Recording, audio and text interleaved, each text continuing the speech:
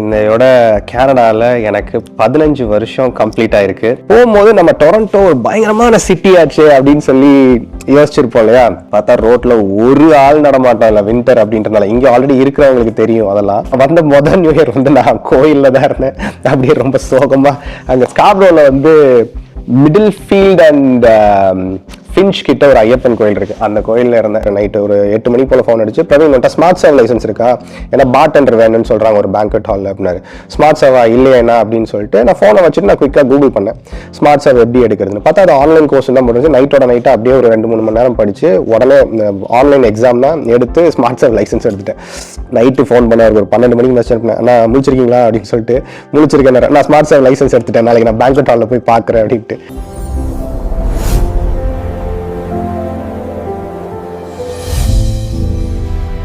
Hi friends, எல்லாரும் எப்படி இருக்கீங்க?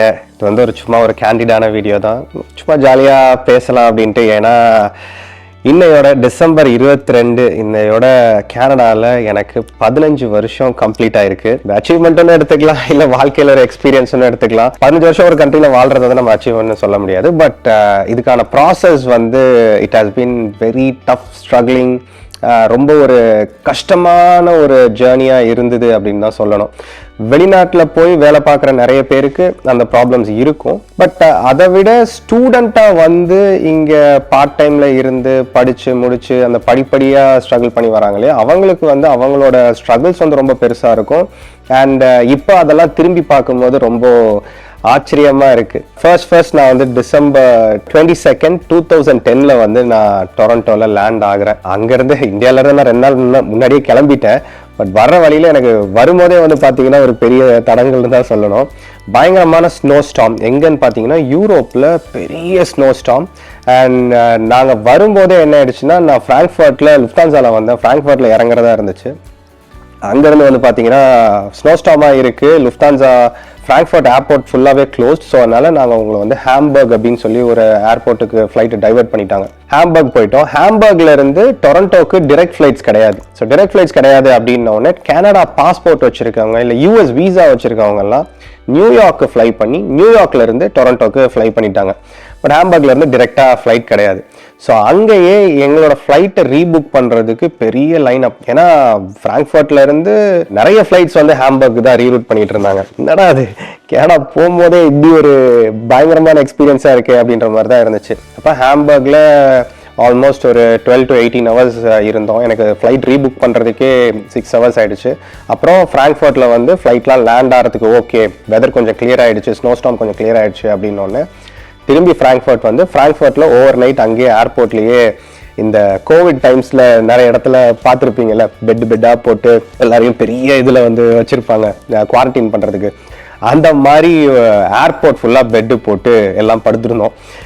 அப்போ நிறைய ஃப்ரெண்ட்ஸ் எல்லாம் வர ஆரம்பிச்சிட்டாங்க. அங்கேயே பேசி நைட்டு ஃபுல்லாக கதை அடிச்சுட்டு ஃபுட் எல்லாம் கொடுத்தாங்க, சாப்பிட்டுட்டு ஒரு மாதிரி டொரண்டோ வந்து சேர்றதுக்குள்ளே போதும்னு ஆயிடுச்சு. ஸோ ஐ திங்க் நான் 20th என்னமோ தான் கிளம்புனேன். யூஸ்வலாக அங்கே 20th நம்ம இந்தியாவில் கிளம்பினோம்னா 20th வந்து சேர்ந்துருவோம். 22 தான் நான் வந்து இங்கே லேண்ட் ஆகிறேன். இங்கே வந்து ஈவினிங் லேண்ட் ஆகிறேன். வந்து இறங்கினோடனே அடுத்த பெரிய சர்ப்ரைஸ், என்னோட 2 பெட்டியுமே வரல, 2 பெட்டியுமே தொலைஞ்சிருச்சு அப்படின்ட்டாங்க. உங்களுக்கு அப்புறமா தான் வரும் அப்படின்ற மாதிரி சொல்லிட்டாங்க. ஸோ ஏர்போர்ட்லேருந்து வந்து ஒன்றுமே இல்லாமல் ஹேண்ட் லக்கேஜோட வெளியில வந்தேன். வெளியில மாமா நின்றுட்டு இருந்தாரு. கல்யாணம் பாத்தீங்க இல்லையா, திவ்யாவோட கல்யாணம் நமக்கு வந்துச்சு இல்லை, அவங்க அப்பா வந்து மாமா, எனக்கு மாமா, அவர் நின்றுட்டு இருந்தாரு. அப்புறம் அவரு கூட ஊருக்கு வந்தேன். ஃபர்ஸ்ட் எக்ஸ்பீரியன்ஸ் அதுவே வந்து பயங்கரமான கோல்டு, பனி, வித்தியாசமான எக்ஸ்பீரியன்ஸ் இருந்துச்சு. எனக்கு அதுதான் வந்து first day of snow. Evening வந்து அந்த டைம்லலாம் வந்து டிசம்பர்ல வந்து ஒரு 5 மணி அந்த மாதிரிலாம் இருட்டிடுவீங்க. அதுவும் ரொம்ப புதுசா இருந்துச்சு. என்னடா அதுக்குள்ள இருட்டிருச்சு அப்படின்ற மாதிரி இருந்தது.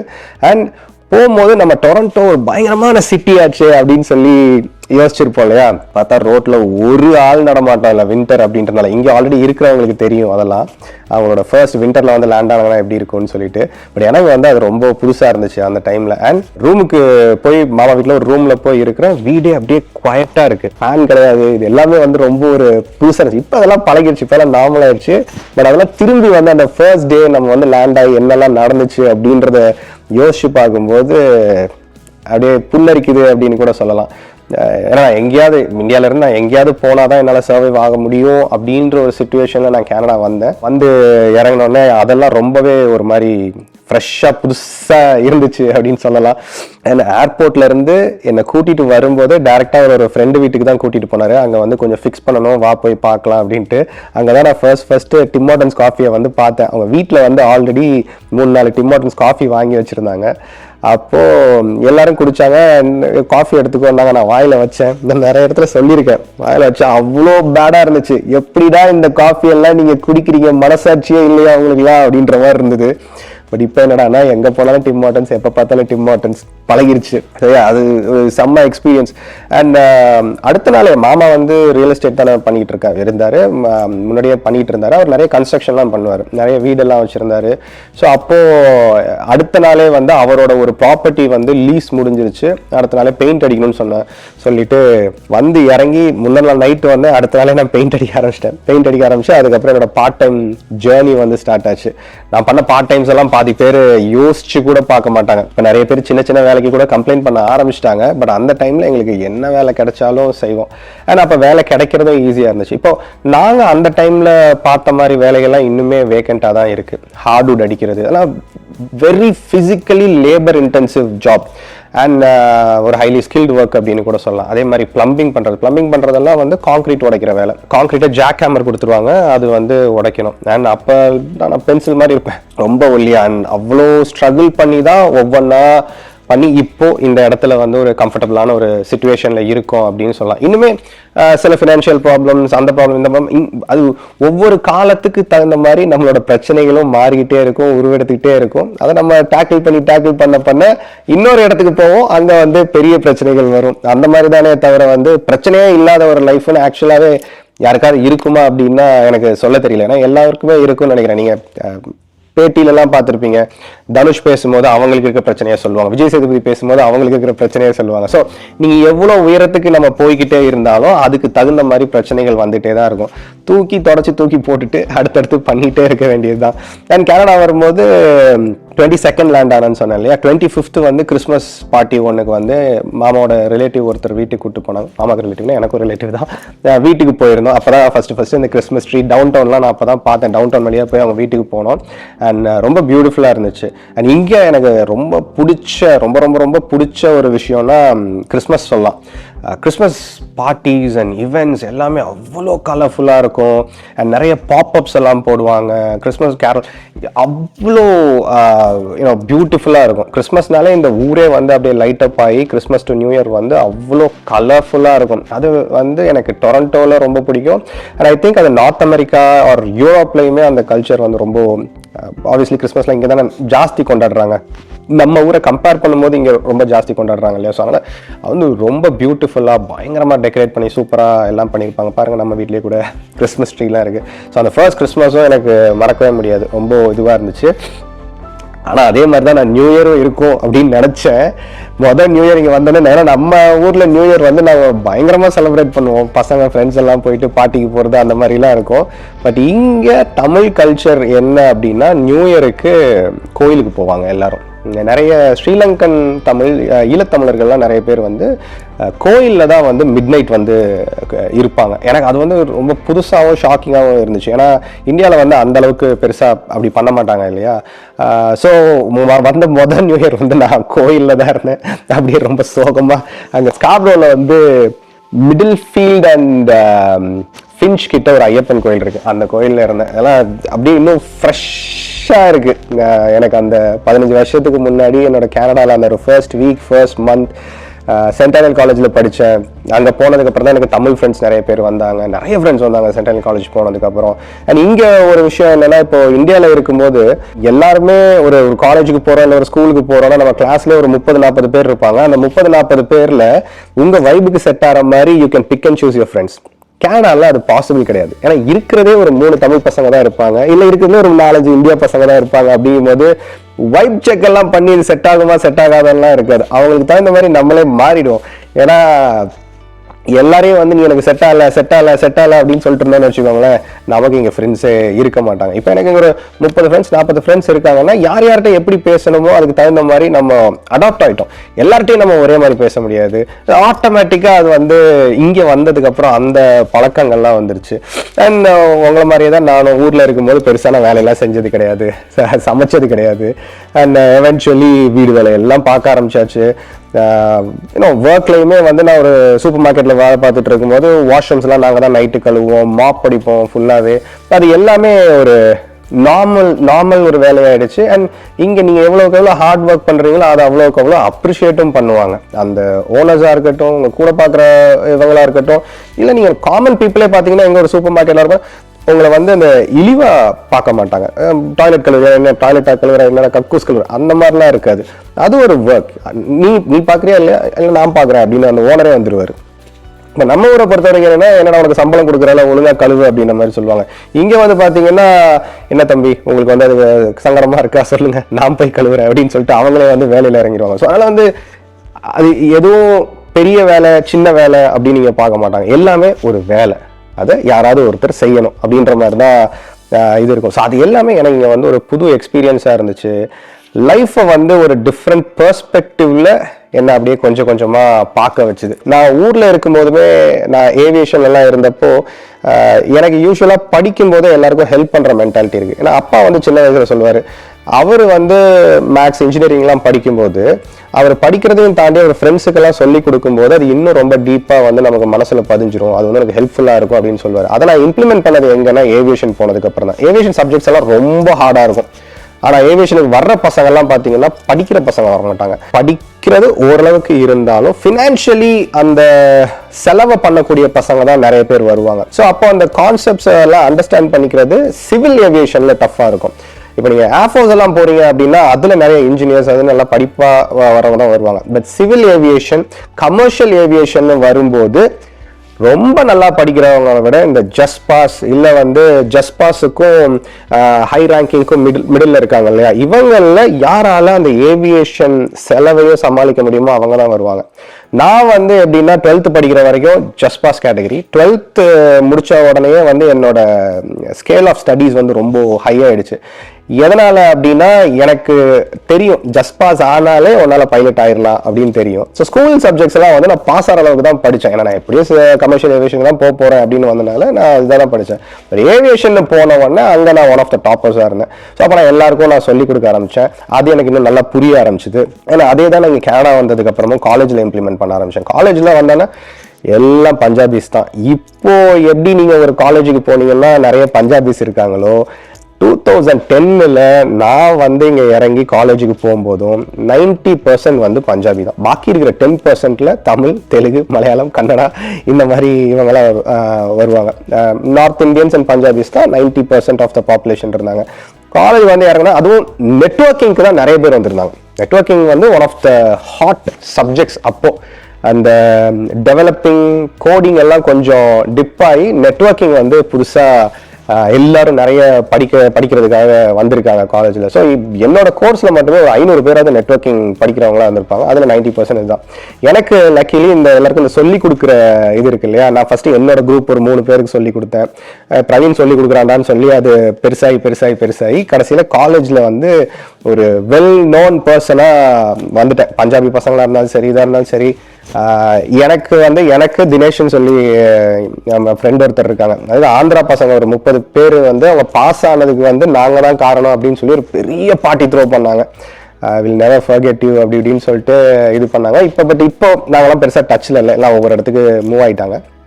இன்னொன்று தமிழ் பசங்க கேங் மட்டும் நாங்கள் சென்ட்ரல் காலேஜில் யாரெல்லாம் எனக்கு முன்னாடி செட்டு அப்புறம் பின்னாடி செட்டு எல்லாருமே வந்து இன்னும் நாங்கள் ஃப்ரெண்ட்ஸாக தான் சுற்றிக்கிட்டு இருக்கோம். ஃபார் எக்ஸாம்பிள் நம்ம வீடியோவில் வர்றவங்க தான் லிசான், ஃபெரோஸ், மகேஷ், ஜகன், ரெம்மி, அது மாதிரி ஏகப்பட்ட பேர், டிகே, தண்டர் அப்படின்னு சொல்லிட்டு. ஐ திங்க் டிகே வந்து செனக்கா நினைக்கிறேன், டிகே சென்டானியெல்லாம். ஸோ அது மாதிரி நிறைய தண்டர் தான் செனக்கா, தண்டர்ன்ற நாராயணன் செனக்கா, பட் தினேஷ் வந்து சென்டானியல் தான். ஸோ அந்த மாதிரி ஒரு பெரிய பெரிய பெரிய செட்டு நாங்கள் சென்டானியில் தமிழ் செட்.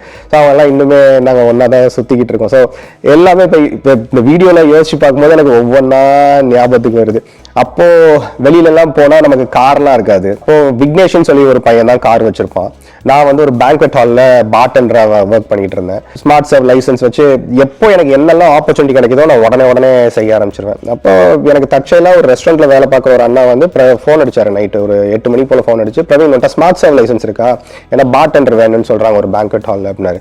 ஸ்மார்ட் சர்வா இல்லையா அப்படின்னு சொல்லிட்டு நான் ஃபோனை வச்சுட்டு நான் குயிக்காக கூகுள் பண்ணேன் ஸ்மார்ட் சர்வ் எப்படி எடுக்கிறதுன்னு. பார்த்தா அது ஆன்லைன் கோர்ஸ் தான் முடிஞ்சு நைட்டோட நைட்டாக அப்படியே ஒரு 2-3 மணி நேரம் படித்து உடனே ஆன்லைன் எக்ஸாம் தான் எடுத்து ஸ்மார்ட் சர்வ் லைசன்ஸ் எடுத்துட்டேன். நைட்டு ஃபோன் பண்ண ஒரு 12 மணிக்கு மெசேஜ் பண்ணேன், நான் முடிச்சிருக்கீங்களா அப்படின்னு சொல்லிட்டு. முடிச்சிருக்கேன், நான் ஸ்மார்ட் சர்வ் லைசன்ஸ் எடுத்துட்டேன், நாளைக்கு நான் பேங்க்வெட் ஹாலில் போய் பார்க்குறேன் அப்படின்ட்டு. பிரவீன் நீ ட்ரெஸ்ஸு பிளாக் அண்ட் பிளாக் போட்டு போயிடு அப்படின்னாரு. பிளாக் அண்ட் பிளாக் போட்டு போன உடனே அடுத்த நாள் பேங்க்வெட் ஹாலில் பார்டெண்டராக வேலை பார்க்க ஆரம்பிச்சிட்டேன். அது எனக்கு ஒன் ஆஃப் த பெஸ்ட் இதுன்னு சொல்லலாம். ஏன்னா நிறைய டிப்ஸ் வரும் பேங்க்வெட் ஹாலில் நீங்கள் ஆல்கஹால் சர்வ் பண்ணுறதுனால. பிசைட்ஸ் பேங்க்வெட் ஹாலில் நைட்டு முடிகிற ஃபுட் எல்லாத்தையும் எங்கள் பேங்க்வெட் ஹால் ஓனர் விமல் தான் வந்து பிரவீன் நீங்கள் கட்டி எடுத்துகிட்டு போயிடுங்க அப்படிம்பாரு.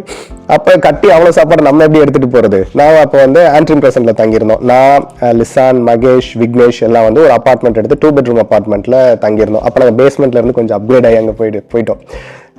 இப்போ இவங்க என்ன பண்ணுவானுங்கன்னா, சனிக்கிழமை ஆனா விக்னேஷ்கிட்ட மட்டும்தான் கார் இருக்கும், எடுத்துட்டு பேங்க்வெட் ஹால் வந்துடுவாங்க. எல்லாத்தையும் கட்டி காரில் பேக் பண்ணி எவ்ரி சாட்டர்டே நைட் நான் முடிக்கிறதுக்கே 1-1:30 மணி ஆகும். நாங்கள் அதுக்கப்புறம் கிளம்பி எவ்ரி சாட்டர்டே நைட் நான் வந்து கசினோ போவோம். கசினோவில் போயிட்டு நாங்கள் லட்சக்கணக்கில் விளையாடுறதுக்குலாம் கிடையாது. கசினோவில் போயிட்டு சுற்றி பார்த்துட்டு அங்கே யாராவது 1-2 பேர் விளையாடுவோம், கொஞ்சமாக தான் விளையாடுவோம். எவ்வளோ டிப்ஸ் எல்லாம் வந்திருக்குன்னா அதை வச்சு சும்மா விளையாண்டுட்டு அங்கேயே உட்காந்து பார்ட்டி பண்ணிட்டு இருக்கிற சாப்பாடெல்லாம் சாப்பிட்டுட்டு காலையில் கிளம்பி ரிட்டர்ன் ஆகும். இது வந்து எவ்ரி சாட்டர்டே போவோம். அப்போ வந்து ஃபேஸ்புக்கில் செக்இன் போடுறது வந்து உங்களுக்கு ஞாபகம் இருக்கான்னு தெரியல, எங்கே இருக்கோம் அப்படின்னு சொல்லி செக்இன் போடுறது வந்து ஒரு ட்ரெண்டாக இருக்கும். இப்போ நம்ம எப்படி ஸ்டோரி போடுறோம் இன்ஸ்டாகிராமில் அப்படிங்கும் போது, அப்போ ஃபேஸ்புக்கில் ஒரு லொக்கேஷன் போயிருந்தோன்னா செக்இன் போடுறது. அப்போது எவ்ரி சாட்டர்டே நைட்டு வந்து சாட்டர்டே நைட் ஒரு Sunday early morning Niagara Falls check in. Niagara Falls friends எல்லாம் கடுப்பாகணும், அந்த நயகரா ஃபால்ஸில் என்னதான்டா இருக்குது, வாரம் போய்கிட்டு இருக்கீங்க அப்படின்னு சொல்லிட்டு. அப்போல்லாம் பேச்சுலராக இருந்திருக்கேன். நான் சொல்கிறது வந்து ஒரு 12 இயர்ஸ் முன்னாடி. அண்ட் பியூட்டிஃபுல் டேஸ்ன்னு தான் சொல்லணும். அண்ட் அதுக்கு கொஞ்ச நாள் முன்னாடி நாங்கள் ஃபர்ஸ்ட் டைம் நயகரா ஃபால்ஸ் போகும்போது ட்ரெயினில் தான் போனேன். அப்போ எங்கள் ஃப்ரெண்ட்ஸ், காலேஜில் ஃப்ரெண்ட்ஸ் யார்கிட்டையுமே கார் கிடையாது. கோ ட்ரெயின் எடுத்து நாங்கள் நயகரா ஃபால்ஸ் போனோம். சுற்றிலாம் பார்த்துட்டு நாங்கள் என்ன ஒரு இதில் இருந்தோம்னா, கோ ட்ரெயின் தானே வந்துட்டே தானே இருக்கும், இதில் போய் என்ன இருக்குது அப்படின்னு சொல்லிட்டு நாங்கள் போயிட்டோம். போய் அங்கெல்லாம் நயகரா ஃபால்ஸ் எல்லாம் சுற்றி பார்த்துட்டு திரும்பி கோ ஸ்டேஷன் வரோம். ட்ரெயின் இல்லைன்ட்டாங்க.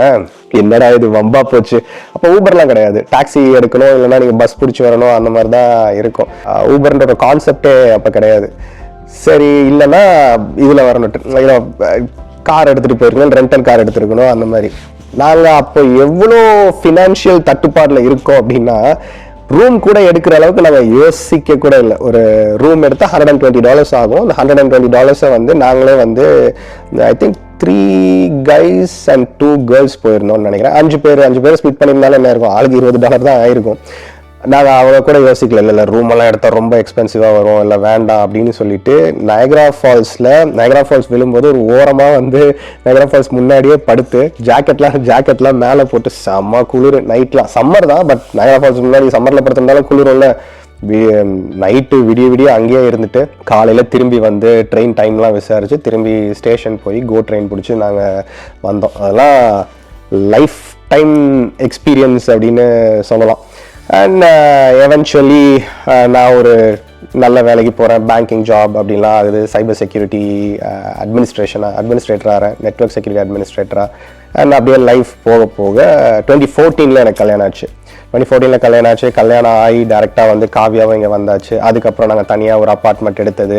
அப்போ தான் இந்த வீடியோலாம் நான் கற்றுக்க ஆரம்பிக்கிறேன். அதுக்கு முன்னாடி வரைக்கும் கொஞ்சம் வீடியோலாம் பண்ணிட்டு தான் இருந்தேன். பட் கல்யாணத்துக்கு அப்புறம் தான் அதை ஃபுல் ஃப்ளெஜ்டாக வந்து வீடியோ பண்ணுறது, பார்ட் டைம் ஜாபாக வந்து வீடியோஸ் எல்லாம் நிறைய எடுக்கிறது, கல்யாண வீடியோ எடுக்கிறது, அது இதுன்னு சொல்லிட்டு. ஏன்னா மற்ற பார்ட் டைம்ஸ்லாம் எடுத்து அடுத்தடுத்த ஸ்டெப்புக்கு அப்படியே கொஞ்சமாக மூவ் பண்ணுறது. இது எல்லாமே வந்து இதில் நிறைய செல்ஃப் எஃபர்ட்ஸ் வந்து இருக்கும். நானாக படித்து கற்றுக்கிட்டு ஓசியில் வேலை பார்த்து வாலண்டியரிங் ஜாப்ஸ் பண்ணி அண்ட் எவ்ரிடே இதை கண்டினியூஸாக நான் மல்டிபிள் இயர்ஸ் வந்து பண்ணியிருக்கேன் கனடாவில். அண்ட் மோர் ஓவர் இந்த மாதிரி ஒரு ஆப்பர்ச்சுனிட்டி இங்கே பண்ணுறது வந்து ரொம்ப ஈஸி. ஏன்னா இங்கே அந்த கான்செப்ட் இருக்குது, நீங்கள் ஒருத்தர்கிட்ட பண்ணும்போது அதுக்கான பணமும் வந்து உங்களுக்கு நிறைய கிடைக்கும். இந்தியா மாதிரி ஒரு கண்ட்ரியில் வந்து இந்த மாதிரி நம்ம பார்க்குற பார்ட் டைம் ஜாப்ஸுக்கெல்லாம் சேலரி வந்து ரொம்ப கம்மி. ஸோ அதுவே கொஞ்சம் டிமோட்டிவேட்டிங்காக இருக்கும். பட் இங்கே அப்படி கிடையாது. இங்கே என்ன ஒரு பார்ட் டைம் ஜாபாக இருந்தாலும் அதை கொஞ்சம் நல்லா பண்ணுறோம் அப்படின்னு வந்துருச்சு அப்படின்னா உங்களுக்கு நல்ல பே எல்லாம் கொடுக்க ஆரம்பிப்பாங்க. அகைன் இதெல்லாம் அந்த டைம்ல. இப்போ வந்து என்ன பார்ட் டைம் ஜாபா இருந்தாலும் காம்படிஷன் கூட இருக்கிறனால முன்னாடி இருந்த அந்த ஒரு ரொம்ப ஈஸியா கிடைக்கக்கூடிய தன்மை வந்து இப்போ குறைஞ்சிருக்குது. அதை நம்ம ஒத்துக்க முடியாது. பட் எனக்கு அந்த டைம்ல கொஞ்சம் இதுவாகவே இருந்தது. பட் அகைன் அந்த டைம்லையும் கம்ப்ளைண்ட் சொல்லிக்கிட்டு இருந்தவங்க நிறைய பேர் இருந்துட்டு தான் இருந்தாங்க. வேலை எடுக்கிறவங்க எடுத்துட்டு தான் இருந்தாங்க. இந்த டைம்லையும் கம்ப்ளைண்ட் சொல்றவங்க நிறைய பேர் கம்ப்ளைண்ட் பண்ணிட்டு தான் இருக்காங்க. பட் ஏதாச்சும் ஒரு வேலை பண்றவங்க பண்ணிட்டு தான் இருக்காங்க. அண்ட் இப்போ வந்து பாத்தீங்கன்னா உங்களுக்கு இன்னும் நிறைய ஆப்பர்ச்சுனிட்டிஸ் எல்லாம் வந்துருச்சு. அப்போ ஊபர்ன்ற ஒரு கான்செப்ட் கிடையாது. அந்த மாதிரி அந்த டைம்ல டிஜிட்டல் மார்க்கெட்டிங்லாம் இவ்வளோ இதுவாலாம் இருந்தது கிடையாது. அதெல்லாம் இப்போதான் வந்திருக்கு. இப்போ அந்த மாதிரி அவென்யூஸ்லயும் நிறைய பேர் மணி மேக் பண்றாங்க, இல்லை போய் வேலையில ஜாயின் பண்றாங்க, அதெல்லாம் இருக்கு. So every situation has its pros and cons. So it has been a very long journey in Canada. And அதுக்கப்புறம் தான் நம்ம ஜல்லிக்கட்டு டைம்ல வீடியோஸ் எல்லாம் பண்ண ஆரம்பிச்சு அது கொஞ்சம் கொஞ்சமா பொலிட்டிக்கல் வீடியோஸ் எல்லாம் ஃபேஸ்புக்ல வைரல் ஆக ஆரம்பிச்சது. ஒருத்தர் அடிக்கலாம், லட்சக்கணக்கான மக்கள் இங்க நின்றுட்டு இருக்காங்க, அவங்களை அடிக்க முடியுமா? மதுரையில வலிச்சா டொரண்டோ வரைக்கும் இங்க கேக்குது. டொரண்டோல இங்க ஆயிரக்கணக்கான பேர் இங்க கூடி இருக்கிறோம்னா அதுக்கு என்ன காரணம்? ஏன் அண்ணன் தம்பி அடிக்கிறான்றனாலதான். எங்களோட வாழ்வாதாரம் ஒவ்வொரு நாளும் பாதிக்கும் போது இந்த மாதிரி ஒரு கூட்டம் கூட்டணும்னா நம்ம ஒவ்வொரு வருஷமும் காட்டணும். அப்புறம் யூடியூப் ஆரம்பிச்சு லைஃப் ஸ்டைல் கண்டென்ட் போட்டது. அண்ட் அதுல இருந்து உங்களுக்கு நிறைய பேருக்கு என்னோட இதெல்லாம் பார்த்துருப்பீங்க. அதுக்கப்புறம் தான் ரவுடின்னு ஒருத்தர் நம்ம ஃபேமிலிக்குள்ள வந்தாரு, அவரை வச்சு சீரீஸ் பண்ணோம். இப்போ வான் வந்திருக்காரு. இந்த 15 இயர்ஸ்ல வந்து என் லைஃப்ல நிறைய சேஞ்ச் ஆயிருக்கு. நிறைய எக்ஸ்பீரியன்ஸ் கெயின் பண்ணியிருக்கேன். அண்ட் இந்த லைஃப்பை கொடுத்தது வந்து கனடா அப்படின்னு நான் கண்ணை மூடிட்டு சொல்லுவேன். ஏன்னா கனடா வந்ததுக்கப்புறம் என்னோட லைஃப் ஸ்டைல் எல்லாமே மேசிவ்லி சேஞ்ச் ஆகிருக்கு. ஆப்வியஸ்லி அதுக்காக நான் பல நைட்ஸ் தூங்காமல் வேலை பார்த்துருக்கேன், பல இது பண்ணியிருந்திருக்கேன். எதுவுமே வந்து என்கிட்ட எனக்கு லைஃப்பில் எதுவுமே ஈஸியாக நடந்ததே கிடையாது. அண்ட் என்னோட லைஃப்பை பொறுத்த வரைக்கும் நிறைய கிரிட்டிசிசம் வரும், பேக் டாக்கிங்ஸ் நிறைய இருக்கும். அந்த மாதிரி என்ன சொல்றது, அது எல்லாம் என் காதுக்கு வரும். எல்லாமே யாராவது ஒருத்தர் வந்து நம்மகிட்ட சொல்ல தான் போறாங்க, இவங்க அப்படி பேசுறாங்கன்னு சொல்லிட்டு. பட் ஏவென்ச்சுவலி நம்ம அடுத்த வேலையை பார்த்துட்டு மூவ் ஆன் ஆகிட்டே இருந்து தான் ஆகணும். அப்படி இல்லைன்னா நம்ம இன்னொருத்தர் பேசுறாங்க இந்த மாதிரி நம்மளை பத்தி இது வருது அது வருதுன்னு அதெல்லாம் பிடிச்சிக்கிட்டு இருந்தா அது இப்போன்னு கிடையாது. எனக்கு வந்து அது இங்க வந்த நாள்ல இருந்தே இருந்திருக்கு.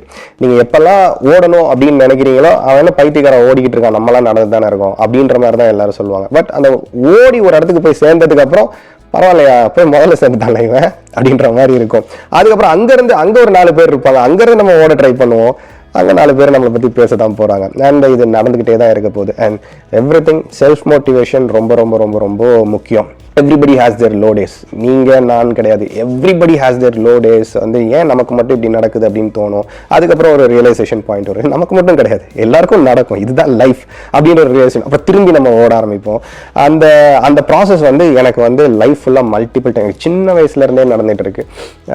நான் ஸ்கூல் எஸ்பிஎல்லாக இருந்திருக்கேன். ஸ்கூல் எஸ்பிஎல்லாக இருந்த டைம்லேயே வந்து பார்த்தீங்கன்னா நான் ஷுவர் ஷார்ட்டாக இந்த எஸ்பிஎல் போஸ்ட் வந்து எனக்கு தான் அப்படின்னு நான் ரொம்ப ஒரு இதுவாக இருந்தேன். ஏன்னா நான் ஏஎஸ்பிஎல்லாக இருக்கேன், அசிஸ்டன்ட் ஸ்கூல் பீப்புள் லீடரா. அடுத்த வருஷம் 12th எங்கள் ஸ்கூலை பொறுத்த வரைக்கும் டிஃபால்ட்டாக அடுத்த வருஷம் வந்து எஸ்பிஎல் ஆகணும், அதுதான் ரூலாக இருந்துச்சு அந்த வருஷம் வரைக்கும். அதனால கேன்வாசிங் போல ஒன்றும் போல எல்லாம் இது பண்ணிட்டு இருந்தாங்க.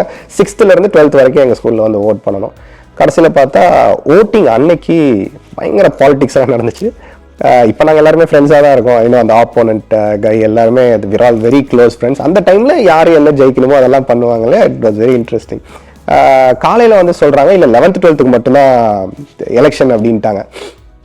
ஏன்னா அந்த பையன் அந்த ஆப்போசிட் கை அண்ட் அவங்க பிரின்சிபலும் வந்து அவங்க எல்லாம் ஒரு புது ஸ்கூல்ல இருந்து வந்திருந்தாங்க 11th 12th. ஸோ அந்த பையனை ஜெயிக்க வைக்கணுன்றதுக்காக டக்குன்னு ரூல்ஸ் எல்லாம் மாற்றி 11th 12th மட்டும்தான் எலெக்ஷன் சொல்லி அன்னைக்கு ஈவினிங்கே அனௌன்ஸ் பண்ணுறாங்க 12 ஓட்டில் பிரவீன் வந்து தோத்துட்டான் அப்படின்னு சொல்லி. இந்த மாதிரி தான் என் லைஃப்பில் வந்து எதுவுமே ஈஸியாக கிடைக்கும். And then we had to ஃபைட்னா நான் ஸ்கூலுக்கு வரமாட்டேன்னு சொல்லிட்டேன். ஒரு வாரம் வந்து நான் கிரவுண்ட்லேயே தான் இருந்தேன்.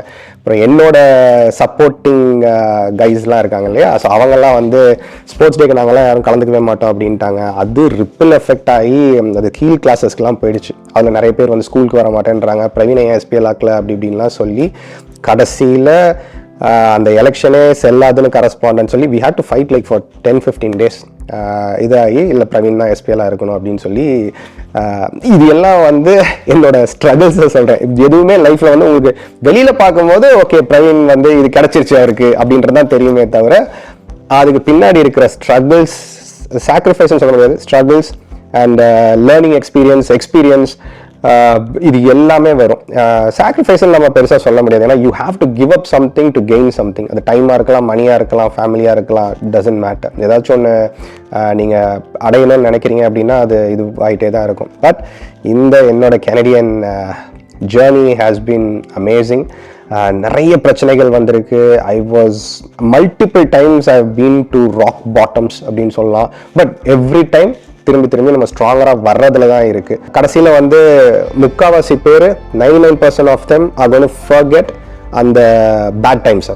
எல்லாரும் கடைசியில் என்ன பேச போகிறாங்க அப்படின்னா நீங்கள் அதிலேருந்து எப்படி எந்திரிச்சு வந்தீங்க, என்ன அச்சீவ் பண்ணியிருக்கீங்க அப்படின்றத தான் பேச போகிறாங்க. Every bad time will be eventually forgotten and நீங்களும் அதை வந்து மறந்துடுவீங்க. ஸோ அதனால் இந்த மாதிரி ஒரு நோட்டோட இன்னும் நம்ம லைஃப்பில் நிறைய அச்சீவ் பண்ண வேண்டியிருக்கு, நிறைய தூரம் ஓட வேண்டியிருக்கு.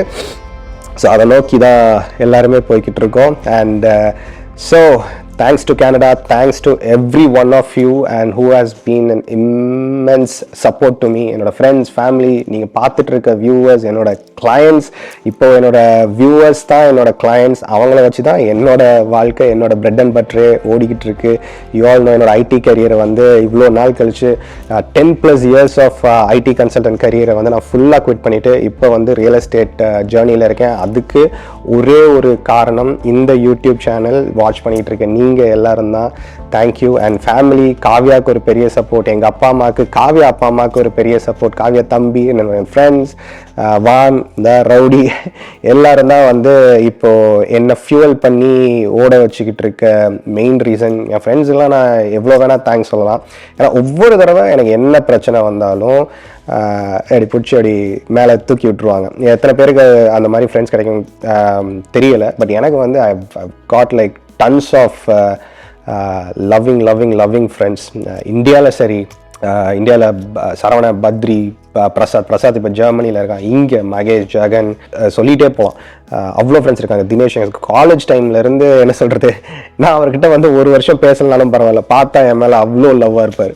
அது மாதிரி every single one of them என்னால் வந்து டக்குன்னு அப்படி எல்லாத்தையும் அடுக்கணுன்னா நான் ரொம்ப நேரம் சொல்லிக்கிட்டே இருக்கணும். ஸோ அதனால் தேங்க்ஸ் டு கேனடா. 15 years செம்ம அமேசிங்காக இருந்துச்சு. இதே மாதிரி ஒரு நாள் வந்து 30 years இன் கேனடா அப்படின்னு வீடியோ போடுவோம்னு நினைக்கிறேன். சரி, ரொம்ப நேரம் பேசிட்டேன். நான் போயிட்டு வானை பிக்கப் பண்ணணும். இந்த வீடியோவை பற்றின தாட்ஸை கமெண்ட் செக்ஷனில் சொல்லுங்கள். Thank you so much.